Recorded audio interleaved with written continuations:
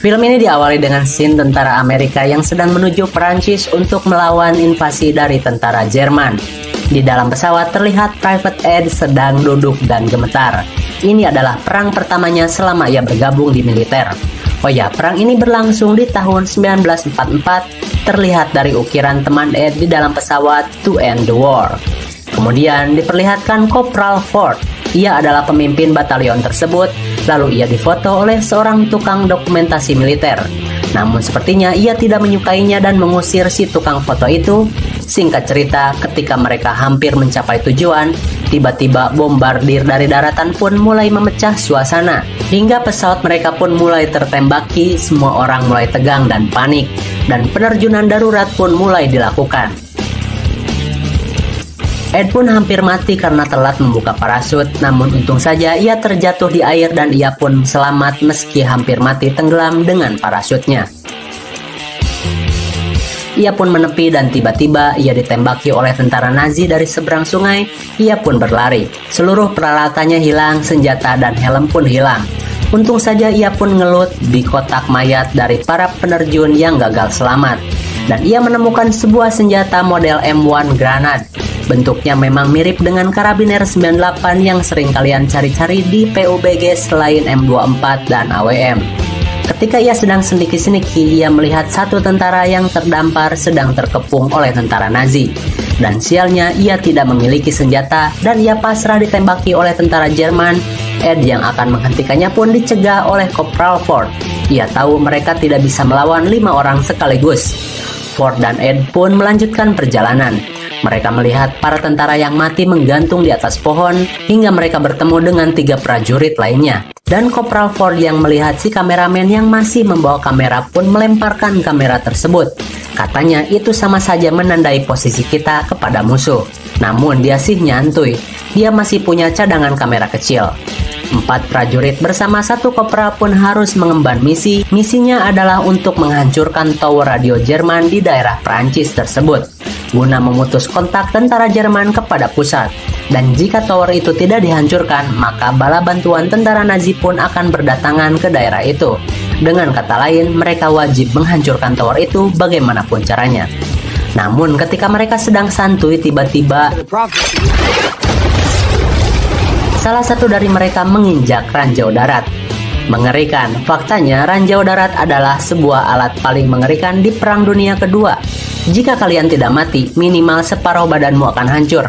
Dan jika seperti itu, biasanya kau memilih untuk mati dengan disuntik morfin. Kembali ke filmnya, satu temannya mati, dan mereka harus lebih ekstra hati-hati dalam melangkah. Singkat waktu, tiba-tiba mereka menemukan bangkai anjing yang tergeletak dengan keadaan yang aneh. Kulitnya melepuh dan tak karuan. Mereka mulai merasa heran, namun mereka harus tetap fokus kepada misi. Hingga tiba-tiba mereka bertemu dengan seorang wanita Prancis yang cantik. Wanita itu kaget setelah melihat tentara Amerika dan berlari. Mereka pun mengejarnya dan menenangkan wanita itu dengan Ed yang sudah fasih berbahasa Prancis. Ternyata wanita itu adalah pemulung benda-benda berharga kepada korban peperangan. Namanya adalah... Bentar dulu, nanti juga tahu ya. Mereka pun diajak wanita itu untuk singgah di rumahnya untuk mengatur strategi. Dikatakan di rumahnya hanya ada adiknya dan 1 bibinya saja yang sedang sakit. Hingga tiba-tiba dirinya ketahuan dan dilaporkan para tetangga cepu kepada para tentara Nazi. Untung saja Ed bersembunyi, wanita itu meredakan kecurigaan dari para tentara Nazi. Ya, wanita itu membenci tentara Nazi. Para tentara Amerika pun dibawa masuk dan beristirahat di loteng. Mereka pun kembali mengatur rencana dengan 4 orang tentara yang tersisa. Si adik kecil dari wanita itu dengan kepolosannya mengajak para tentara Amerika main bisbol. Namun ia malah dimarahi karena tidak tahu bahasanya. Singkat waktu, 2 tentara pun disuruh Corporal Ford untuk mengintai keadaan sekitar.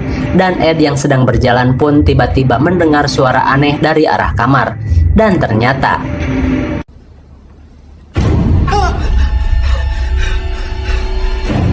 itu adalah bibi dari wanita tersebut yang dikatakan sedang sakit.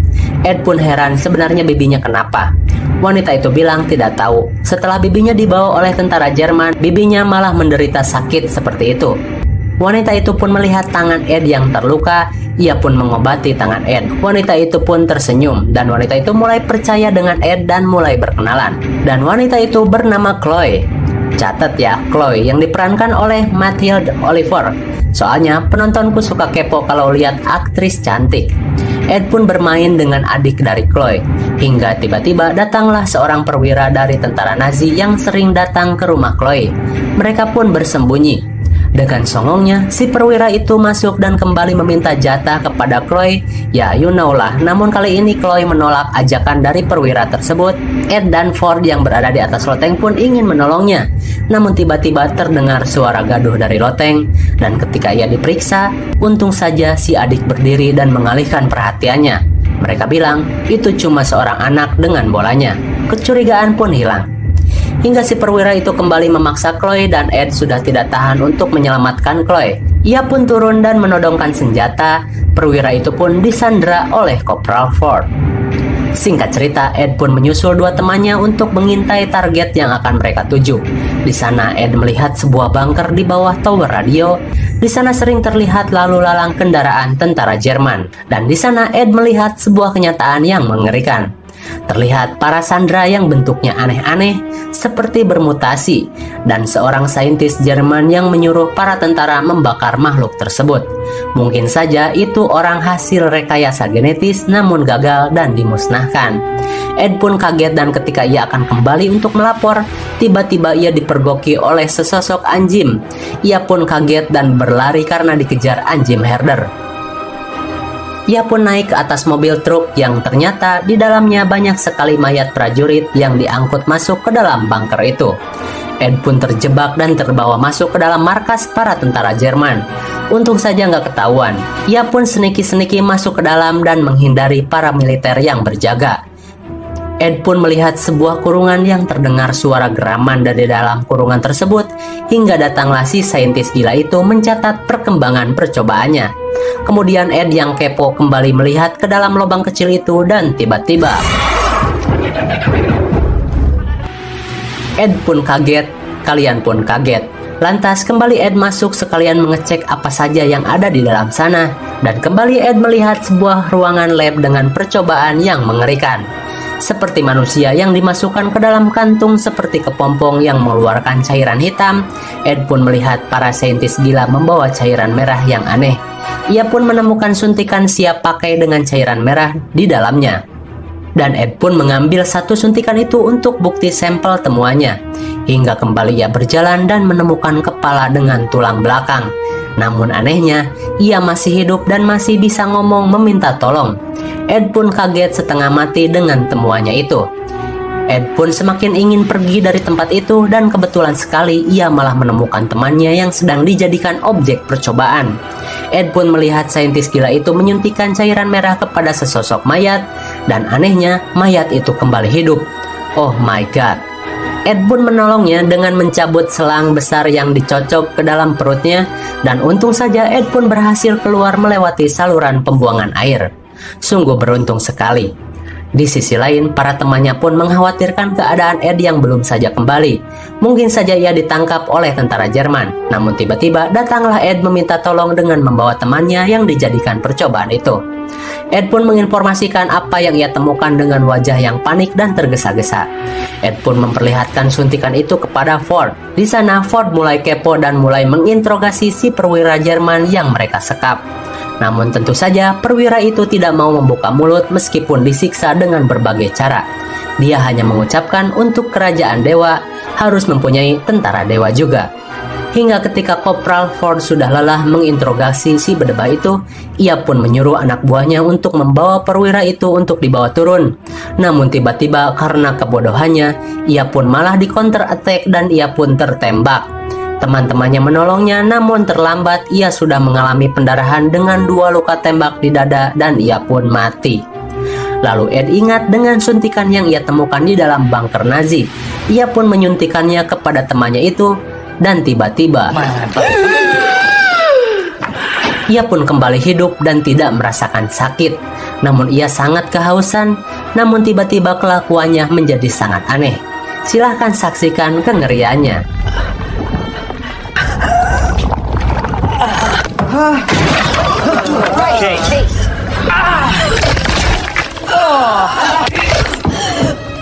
Karena kelakuannya sudah semakin gila, Ford pun menembak temannya tersebut, namun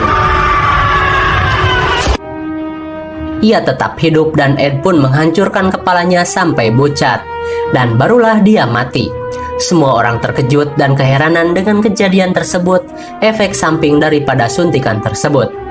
Dan siapa disangka si perwira pun memanfaatkan situasi itu untuk kabur. Ia pun menyandra adik dari Chloe. Perwira itu berhasil lolos kabur, namun ia sempat tertembak di bagian wajah. Di sini terjadi perdebatan antara menyelamatkan adik Chloe dengan misi penghancuran tower radio. Ed bilang tower itu berada di atas lab, dan ia bisa sekalian menghancurkan lab itu sekaligus tower yang berada di atasnya jika menyelamatkan adik dari Chloe. Namun Ed dan temannya berhasil meyakinkan Corporal Ford, dan dimulailah misi penyelamatan adik dan penghancuran tower dengan rencana matang Corporal Ford dan informasi dari Ed. Di sisi lain, perwira yang berhasil kabur dengan luka tembak di wajahnya pun mulai mencari serum suntikan dan menyuntikannya ke badannya sendiri dengan dosis tinggi. Meski dokter bilang cairannya masih belum stabil, namun anehnya, si perwira itu mampu beradaptasi dan mampu bertahan. Mirip seperti Red Skull musuh Kapten Amerika. Kembali kepada para pejuang. Chloe pun memancing satu tentara Nazi yang mengendarai motor PUBG yang sering berbelok dengan sendirinya. Namun di sini motor itu bisa melesat dengan cepat, dan ketika Chloe berhasil memancingnya, tentara itu pun disikat dan diikat di motor bersama bom di motornya dan di mulutnya yang terpasang granat. Dan ketika motor itu sampai di gerbang, dua tentara Amerika pun memberedet mereka dengan menggunakan machine gun dan berhasil memancing para tentara Nazi untuk keluar dari bunker dan berperang mengosongkan lab.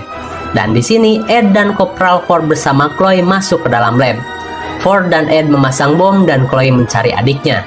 Dan ketika Chloe mencari adiknya, ia bertemu dua tentara Nazi dan menembak satu di antaranya dan meminta satu yang tersisa mengantarkannya kepada adiknya. Namun ternyata Chloe malah diarahkan ke dalam ruangan aneh, dan ternyata di dalamnya adalah sesosok monster percobaan Nazi. Untung saja Chloe diselamatkan Ed, namun makhluk itu berhasil keluar. Singkat waktu, Chloe dan Ed pun berhasil menyelamatkan adiknya. Mereka pun disuruh Ed untuk pergi duluan karena Ed akan menyelesaikan misi bersama Corporal Ford. Namun ketika Chloe dan adiknya akan kabur, tiba-tiba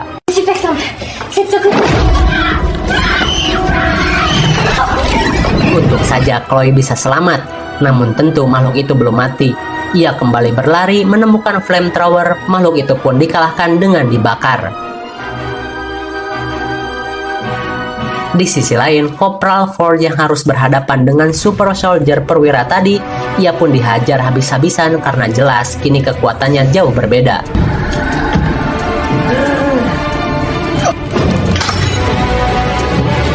Sedangkan Ed sedang bertarung dengan saintis gila dan menang. Kemudian Ed menolong Corporal Ford, ia pun dihajar. Ford dengan luka yang parah dan hampir sekarat pun mengambil suntikan itu dan menyuntikannya kepada dirinya, hingga ia pun bisa kembali berdiri dan bertarung dengan si perwira Nazi itu, dan diakhiri dengan tabung gas yang ditembak oleh Ed. Boys. Lalu Ford pun menyuruh Ed untuk pergi dan menuntaskan misi karena dirinya sudah tidak bisa lagi diobati dan akan mati. Ia pun berkata, percobaan ini akan kukubur bersamaku dan pihak kita juga tidak boleh memiliki percobaan gila ini. Jangan beritahu siapapun. Ford pun meledakkan dirinya dengan para makhluk percobaan yang ada di sana. The tower, private boys. Ed pun kabur dikejar ledakan dan lab beserta tower yang berada di atasnya pun hancur. Misi terselesaikan.